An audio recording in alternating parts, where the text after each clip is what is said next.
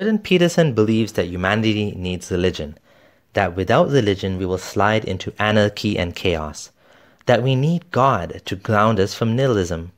I was discussing this with my friend Imad, who used to be a religious Muslim just like I was, and he had some interesting reflections on this topic. I got his permission to share this private recording. Have a listen and tell me what you think.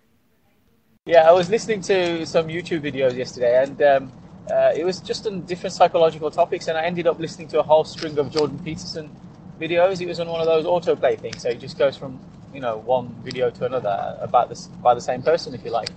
It's very interesting. A lot of the things he says makes a lot of sense.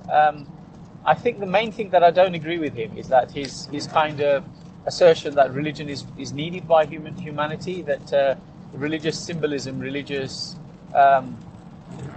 archetypes are sort of the foundations or the fundamentals of human ethics and human morality, and without those archetypes, humanity will not know how to sort of progress. And he does refer to Carl Jung and Dostoevsky a lot. But the thing to remember is, Carl Jung and Dostoevsky, they grew up in times of turmoil. They developed their thinking or saw a world around them that had Hitler and Stalin, the gulags, the concentration camps and Nazi camps. They grew up in a world of that type, and they saw humanity at its worst. But that's not because of an absence of religion. There was more religion at that time than there is now. Western society was more religious then than it is now. And, the likes of Adolf Hitler, they didn't outright reject religion. If anything, they used religion. And, all the other examples, Pol Pot and, Chairman Mao and, all of those in sort of more modern times in the last couple of centuries, these people were nationalists. They had another type of religion, a sense of superiority, a sense of,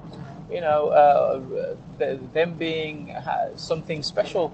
And that's what religion creates. But, they themselves didn't believe in or subscribe to a religion, but they had kind of religious beliefs.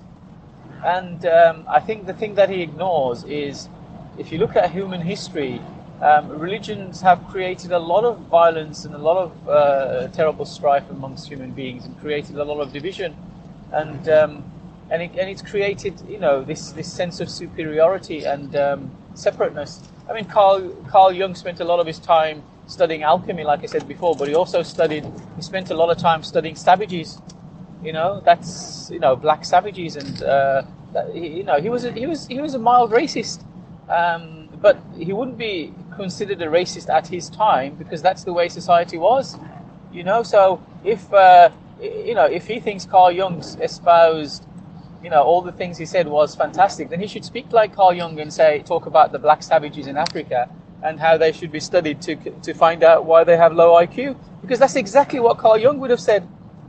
Yeah, but we don't talk like that, and we don't agree that Carl Jung was right on that front, And like with Dostoevsky, Crime and Punishment, and the experiments that the thought experiments that he does about how if without religion human beings are capable of doing absolutely anything and there's nothing to stop him. But that's kind of like intellectual masturbation, if you like, because actually most human beings, if you look at human society, most human beings don't plunge their minds into such depths of thinking. They don't think, okay, there is no God, there is no justice, there is this, not that, and I can take advantage of that, and I can prosper from that. This is the argument that Dostoevsky makes, in his book Crime and Punishment. But that is not how most of us think. If you look around you, I think Bertrand Russell said, most people would rather die than think, and that I think is a better understanding of reality. Most people would rather die than think. Most people don't sit around thinking, actually, there's no God, there's no judgment, there's no this, there's no that, I can get away with anything. Most people don't do that. Most people just want to get along, and be like the Joneses, have peace, earn a bit of money, live a comfortable life, food, drink, sex, and emotional bondage. That's what most people want. Yes, intellectual giants like Dostoevsky might think that the rest of the world is full of people like him, but they're not. That's the reality. The evidence shows, the empirical evidence shows that most people have a low IQ. Well, I shouldn't really say that, but most people are not intelligent enough to engage in such intellectual masturbation. Most people will just get on. All they want is order. And the only thing that I can see in the world that's causing disorder and discord is the sense of separation and difference and the sense of isolation. And those things are brought about by nationalism, by religion, by racism, by these kind of biases. And I don't think he does well for himself.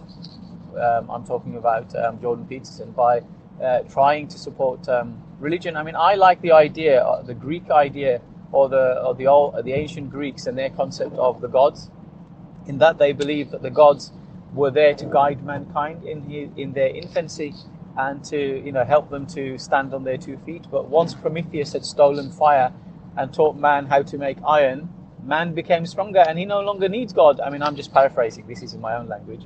He no longer needed God, so he got rid of God. And then when men no longer needed God, what happens? It's the gods who become wrathful, vengeful, capricious, malicious. That's what happens. Gods start, and this is what's happening. When humanity, gradually, when humanity turns away from God and believing in following religion, and what happens? The religious people, who are basically gods, they are the representation of God. They speak for gods because God never speaks.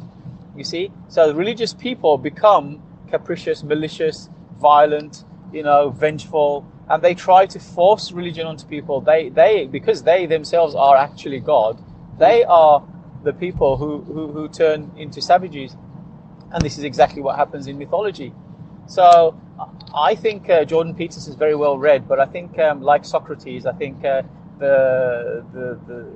man knows his intelligence when he knows how much he doesn't know, and I think that's I certainly do believe. I mean, as you do.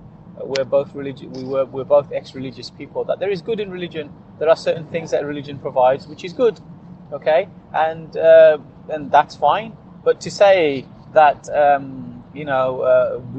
religion is absolutely essential for humanity, and and if you kind of say that, if you express the view that religion is not necessary, or religion, I suppose, is a bad thing for humanity, then somehow you're deluded and you're wrong, and you haven't read enough, and you don't know enough. Well, that's what he seems to be saying about people like Sam Harris, not people like me and you, but people like Sam Harris. I mean, that's just foolish.